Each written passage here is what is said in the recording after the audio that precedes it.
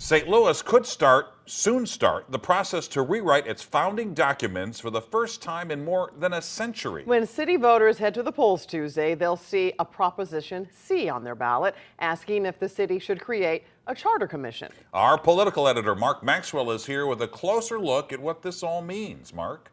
Mike and Kelly, if you need a license for your steamship, well, the St. Louis City Charter has you covered. That's just one out of dozens of examples where the times have passed this city and its founding document by.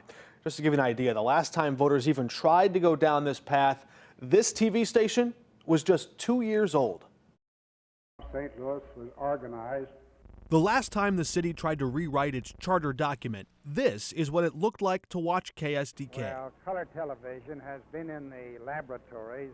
Missouri's own Harry Truman was president. In 1949, I believe there was a charter commission that met, but what they came up with was unsuccessful at the ballot. We had to go back even farther in time to find the original charter document, 14 years before Charles Lindbergh's Spirit of St. Louis, 12 years before the Cardinals first won a World Series, and 2 years before the Democratic National Convention met in St. Louis to nominate Woodrow Wilson. And the world is completely different than it was in 1914, and we need to get with the times. The original charter requires the city to set accurate time on clocks on public buildings, sets a licensing tax on steamships, and other occupations like auction criers, clairvoyants, hucksters, horseshoers, or tanners.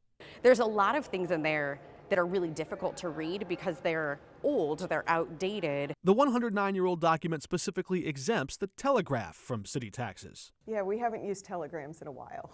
Megan Green is the president of the Board of Aldermen. Even that word, alderman, is a 1,000-year-old medieval term from Old English that just means older man. Women didn't have the right to vote at that point in time.